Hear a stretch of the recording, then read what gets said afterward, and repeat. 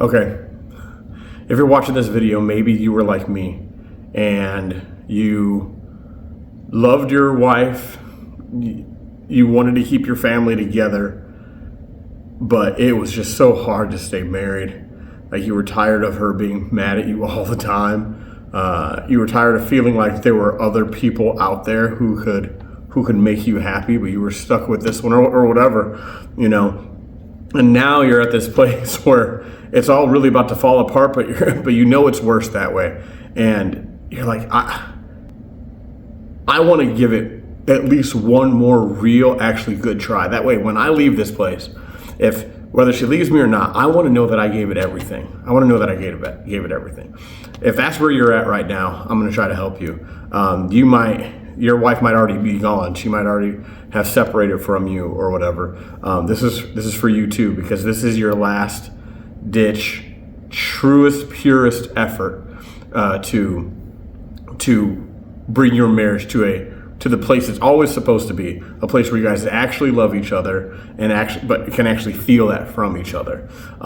When I did this plan for myself, I wish I'd known this earlier. Wish I'd known how to do all this earlier, because we spent a lot of time spinning our wheels. We went to a counselor one time, and they told us to break. And the counselor told us to break up. It's crazy.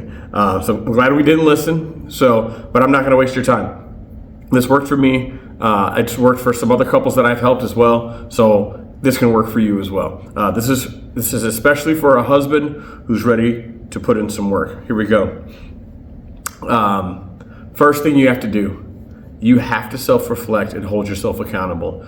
There's no more pointing the finger at the things that she's done. Let me just go ahead and say it for you right now. Yes, she has definitely been wrong about some things, for sure. This is not about her right now, though. It's not. This is about you. You have to transform yourself. Okay, you have to renew your mind. The Bible says, be ye transformed by the renewing of your mind. If ever there was a time to do that, this is right now. This is right now. There are things about yourself that you weren't admitting to, you weren't realizing, you weren't seeing while you were in relationship with her. Now it's time to see those things. There's a lot of different tools out there to do this. I won't name all of them, but anything that shows anything that helps you reflect on your personality type or anything like that, those tools are helpful just to help you understand that, hey, all right, so I know that I'm the kind of person who I get angry fast, right? Well, that is maybe because you're passionate, but also being passionate can also mean you get triggered easily, okay? You have to now own those things. Hold yourself accountable for them and put yourself on a plan to change them. For some guys, they're terribly abusive. They're awful drunks. There are different things. Some guys are just very critical. Like, you always can call out something that's wrong, and it doesn't help your wife feel great. Whatever it is time to admit that thing. Have you been neglectful? Did you take her for granted? Did you? There's a ton of things out there, and any way that you approach her that's full of excuses is never going to work. It's never going to work. Well, I only did that because you... Shut up. Okay. Next thing. Now you need to start seeing her through new eyes. Okay. I want you to start seeing her through new eyes. So now that you're able to take on your part of the blame. Okay. This is not absolve her from anything. You're taking on your part of the blame. Now I want you to look at her differently and say, okay, I've called her names. I've seen her as a nag. I've seen her as a slob or as lazy or as unambitious, unmotivated, whatever these things are. Done. Those are just qualities that arise when things have been twisted sometimes or whatever. That's not the truest nature of her identity. Her identity is much more beautiful than you realize it is. And so that's the thing I want you to focus on. Maybe she was always critical of you. Okay, always, dude, you could never do anything right, whether you couldn't put the toilet seat down or you didn't make enough money or whatever. She was always critical of you. But really, really step back and look at it. Sometimes those criticisms are more about the pain that she's dealing with. Sometimes those criticisms are just because she's had such high expectations of you, in the sense of when you got married, she saw all these beautiful things in you. And you, for whatever reason, maybe because you've been exhausted, tired, unfocused, maybe something happened in life that really just took the wind out of your sails, whatever it is, now you're not living up to the expectation that she had of you, but not expectation like a father has, but expectation of someone who adores you. It's like, oh my goodness, he's so amazing. I bet he can this, and I bet he can that. And you haven't stepped up to it. So instead of looking at her nagging and her criticism and those things just at that surface level that they bother you, understand those are just twistings of wonderful feelings that a great person had for you. Okay, and it got twisted when you didn't do your part. I'm not blaming it all on you. People can learn to control themselves. People can learn to speak much more kindly and sweeter and be more uplifting and encouraging. You might even be thinking, maybe if she would encourage me more, I would have done more. I get it. I'm with you. I hear you 100%. But at the end of the day, you have to be responsible for your own actions. Right now, before you even watch any more of this, you need to decide what kind of husband you want to be. Okay? And whatever that version is, you have to be that husband regardless of what she's doing and what she's saying and how she's treating you. You have to be you without her. The next thing that people overlook is you have to learn to speak her love language. Okay? If you don't know what love languages are, there's a book about them. You don't need the book necessarily. You need to understand the concept. There's a certain way that people receive love. Okay? And there's a certain way they instinctively give love. What happens a lot of times in relationships is the way you give it instinctively is not the way they receive it instinctively. For example, you may be a person who likes to say, I love you a lot. I love you. Hey, honey, you're great. Hey, I think you look great in that outfit. Blah, blah, blah, all those things. Because you easily verbalize expressions of love. However, the language she understands is acts of service. Here's what happens when someone who speaks love gets connected with someone who receives love as actions. Your talk has just become cheap. Learning to speak her love lingo is probably one of the most unselfish things you can do, because now you have to turn into someone who likes to say I love you, but now it doesn't matter. Now you have to actually do the acts of service. So that means, picking up around the house, picking up after yourself is huge, because it's not just about it now being annoying for you, for your relationship. It's about now she feels in love because you don't pick up after yourself. Some other people don't have that problem, okay? Some people don't. Doesn't matter. This is where you are. Your goal is to start speaking that language to her. So whether she's living in the house or not, okay? Some of you she will be. Some of you she might already be gone. Doesn't matter. You need to start showing that, and there are ways you can do that. Be full of service. Start saying the things that you wish you would say. I've heard too many stories of wives wishing their husband would say they loved her, which is one of the easiest things you can do. Just say it. But I've heard guys actually say, I told you I loved you on the day I married you. Now, these guys mean it, and I believe they love their wives, but we are human beings, and if you don't speak our language from time to time, oftentimes we won't know it. We'll start to doubt it. And it's no wonder there's a lot of wives. Wives are the ones that file for divorce more than husbands do. That's just a statistical truth. Speak her language, not yours.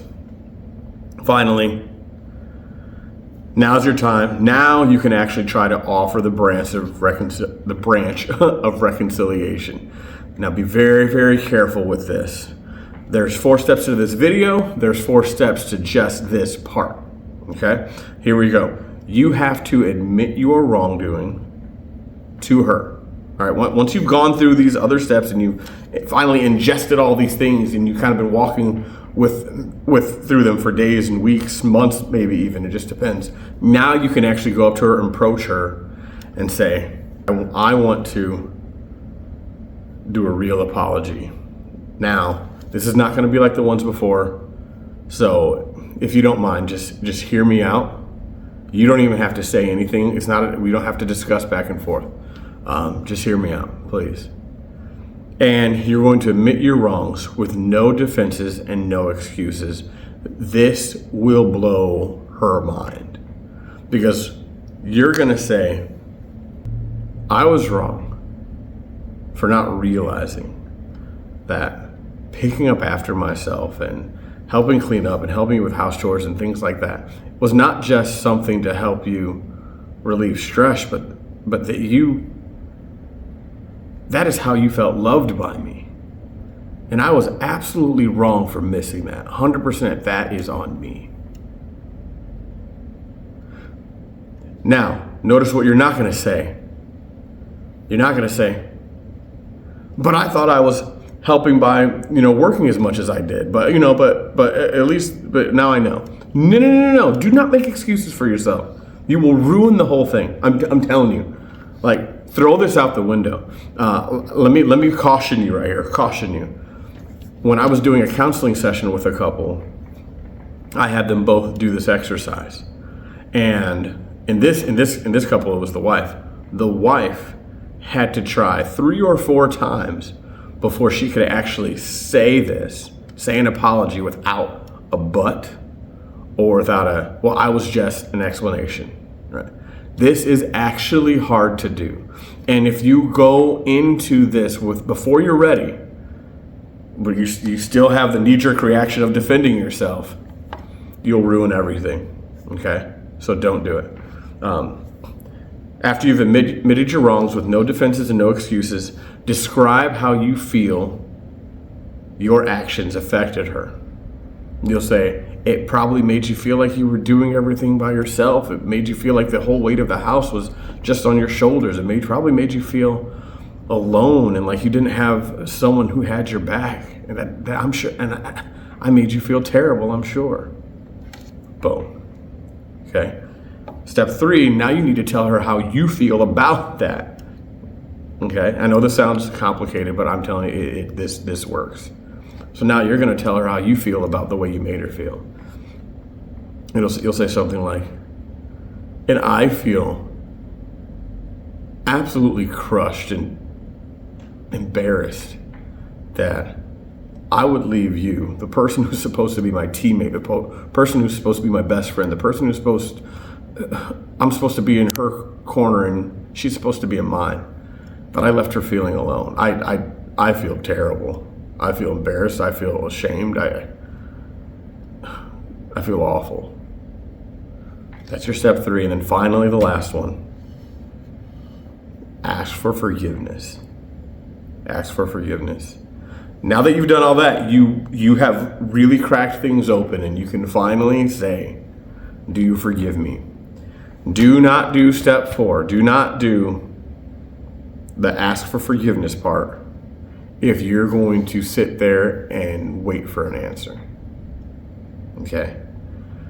In the politeness of conversation, obviously you'll give her a chance to respond, but you are not hanging on a yes or a no from her. Okay?